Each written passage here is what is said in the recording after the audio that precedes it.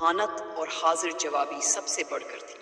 بیربل کہانی: ایک دن اکبر بادشاہ کے پاس ایک بے چین سپاہی دوڑتا ہوا آیا۔ جہاں پناہ خزانے کا ایک نایاب صندوق غائب ہو گیا ہے۔ قلعے میں ہنگامہ مچ گیا۔ ہر طرف پھرتیوں کے باوجود صندوق نہ ملا۔ بادشاہ نے بیربل کو طلب کیا۔ بیربل نے قلعے کے تمام دروازے بند کروا دیے اور اعلان کیا، چور یہیں کہیں موجود ہے، میں اسے آج پڑھ کر رہوں گا۔ اس نے فوجیوں کو اکٹھا کیا، سب کو ایک کمرے میں باری باری بلایا اور ہر سپاہی کو ایک ایک چھڑی پکڑا دی۔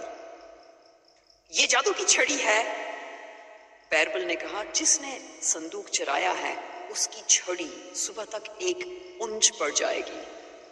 سب سپاہی خوفزدہ ہو کر چھڑیاں لے کر اپنے کمروں میں واپس چلے گئے۔ اگلی صبح بیربل نے سب کو دوبارہ بلایا۔ اس نے سب کی چھڑیاں ایک ایک کر کے دیکھیں۔ ایک سپاہی کی چھڑی 1 انچ کم تھی۔ بیربل نے فوراً اعلان کر دیا، یہی چور ہے۔ بادشاہ حیران رہ گیا۔ یہ کیسا جادو تھا؟ بیربل مسکرا کر بولا، جہاں پناہ میں نے جھوٹ کہا تھا، چھڑیوں میں کوئی جادو نہیں تھا۔ چور خوف کے مارے چھڑے رات بھر چھڑی تراشتا رہا، کہیں سے کو چھڑی بڑھ نہ جائے۔ اسی خوف میں اس نے اپنی چھڑی خود ہی چھوٹی کر دی۔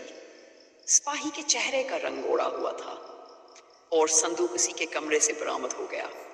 اکبر نے بیربل کی ذہانت پر خوش ہو کر اسے سونے کا خلات اور ایک نئی جاگیر عطا کی، اور یوں بیربل کی آخری چال ہمیشہ تاریخ میں یادگار بن گئی۔